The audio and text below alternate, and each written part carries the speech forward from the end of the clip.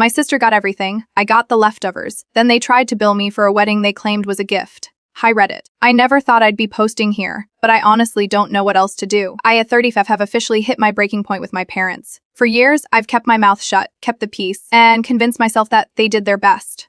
But now I see it clearly. They didn't. And I'm done pretending otherwise. And let me start the beginning. I'm the younger of two sisters. My older sister, Clara, now 3F, has always been the one. The golden child, the center of attention. Growing up, our parents, Deborah and Marcus, spoiled her. I don't just mean emotionally. I mean materially, financially, every way you can imagine. New clothes. She got them. New iPhone. Family hers on launch daily car. She got the keys at 16. And me, I got the hand-me-down version of her life. When I was 15, Claire, got accepted into an elite private university. There was a big celebration, and our dad made a whole speech in the backyard. And there was catered food, a photo banner, custom cupcakes with the school logo. That same year, I brought home a 4-point GPA and got a nice job with a pat on the shoulder. It wasn't just the gifts. It was how they treated her like a real person and treated me like an afterthought. Claire was ambitious, sparkly, loud. I was quieter, bookish, independent. Our parents made it clear who they valued more. But I learned not to complain. I got a part job at 16 and started saving for college because I already knew they weren't saving for me. When I asked once, Yvonne Debra said, "We can't afford 2 full rides." Be realistic, the only person who really saw me was my grandmother. My dad's mom, Evelyn. Hughes was the only one who noticed how lopsided everything was. She used to sneak me little envelopes of money, whispering,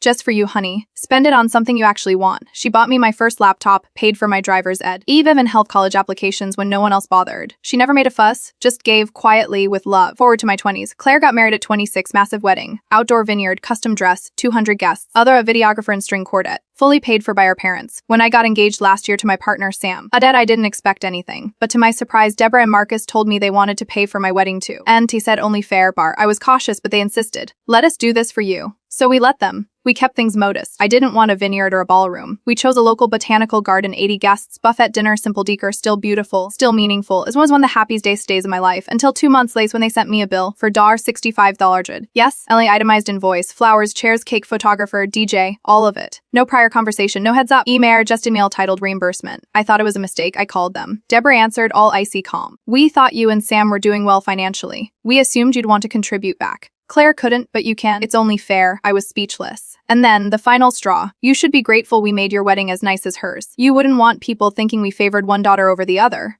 That was it. That's when I snapped. First update it. I thank you all so much for your support. I didn't expect this to blow up the way it did, but reading through your comments made me feel a kind of validation I've never had before. And I think that's what made this hurt so much. I always tried to convince myself my parents weren't that bad. And I told myself if I was overacting that I should just be thankful for what little they gave. But now I see clearly. So here's what happened. So since I last posted, I sat down with Sam and we decided we weren't going to pay them a cent. Either we both have good jobs, yes, but we budgeted based on the promise that the wedding was a gift. You don't surprise someone with a $65 as bill after the fact. That's not generosity.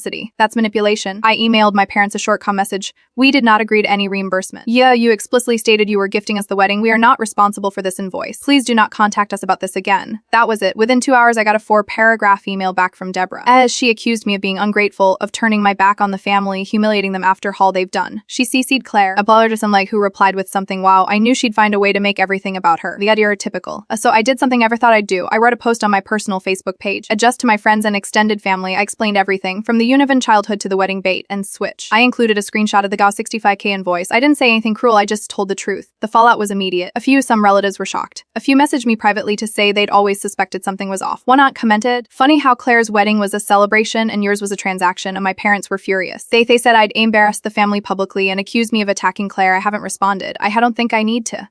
A lot of people have asked why I didn't go low contact sooner. The truth is, I didn't want to believe my parents didn't love me the same. I wanted it to be me who was wrong. That maybe I just wasn't doing enough. That if I stayed quiet and worked harder, they'd finally see me.